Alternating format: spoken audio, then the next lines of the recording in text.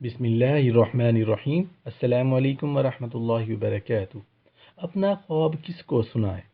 حضرت ابو سلمہ رضی اللہ عنہ سے روایت ہے کہ بعض اوقات میں ایسا خواب دیکھتا ہوں کہ میں اس سے بیمار پڑ جاتا تھا، یہاں تک کہ میری حضرت ابو قتادہ رضی اللہ عنہ سے ملاقات ہوئی۔ انہوں نے کہا کہ میں بھی بعض اوقات خواب دیکھ کر بیمار پڑ جاتا تھا، یہاں تک کہ میں نے رسول اللہ صلی اللہ علیہ وآلہ وسلم سے یہ سنا: اچھا خواب اللہ کی طرف سے ہوتا ہے۔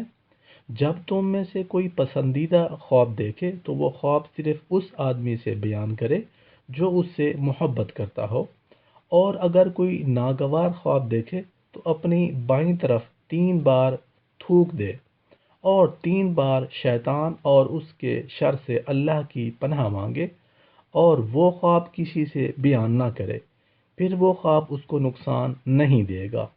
آمین یا رب العالمین۔